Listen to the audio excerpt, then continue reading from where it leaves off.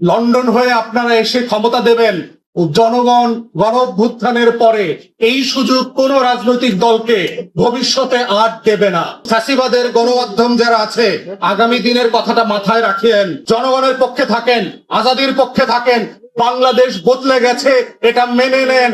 17 বছরের রোজায় ফিরে যেতে হবে, আবার কিন্তু রোজা রাখা শুরু করতে হবে। এবং দেখেছেন না, আপনাদের জন্য কিন্তু আর কেউ অপেক্ষাও করবে না। লড়াই করার পরে মসনদে আপনাদেরকে আর বসায় দেবে না। বাংলাদেশে এই ঘটনা আর বাস্তবে কোনোদিন ঘটবে না, যে ক্যান্টনমেন্ট থেকে বঙ্গভবন হয়ে লন্ডন হয়ে আপনারা এসে ক্ষমতা দেবেন। জনগণ গণ অভ্যুত্থানের পরে এই সুযোগ কোন রাজনৈতিক দলকে ভবিষ্যতে আর দেবে না। কারণ তাদের যে শিক্ষা হয়েছে রাজনৈতিক পট পরিবর্তনের পরে কিভাবে জনগণের সাথে আপনারা বেইমানি করেন, আবার মির্জাফরের ভূমিকায় চলে আসেন, এই শিক্ষার পরে তারা ওখানে আর ফিরে যাবে না। তাই আমরা আহ্বান করছি, সরকারের শুভ বুদ্ধির উদয় যেন হয়। মুক্তিযোদ্ধা মন্ত্রণালয়ের মন্ত্রী, মাননীয় প্রতিমন্ত্রী এবং এখানে যে বিশাল আওয়ামী বাটপার আমলারা আছেন, তারা আজকে জুলাই নিয়ে যত রকম দুষ্টামি সরকারিভাবে কাগজপত্রে করা যায় তার সবগুলো করছেন।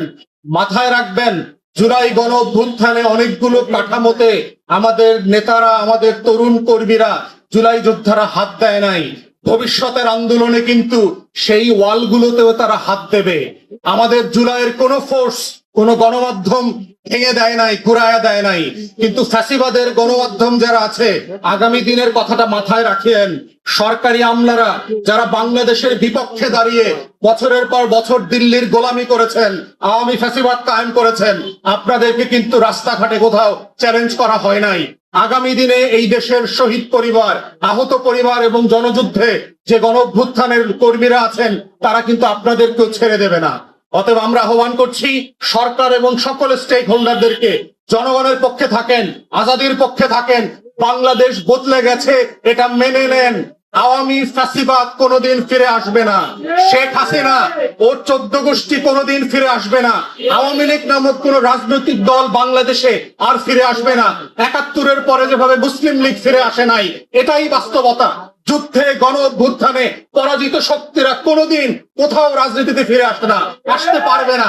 এই বাস্তবতাটা মেনে নিয়ে আসেন গণ অভ্যুত্থানের স্পিরিটে জুলাই জাতীয় সনদ, গণভোটের গণরায় মোতাবেক সবাই বাংলাদেশটাকে গড়ে তুলি।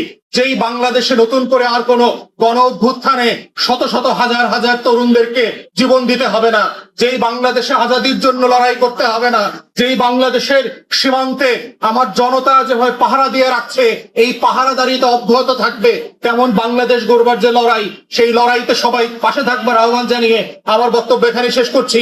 আসসালামু আলাইকুম।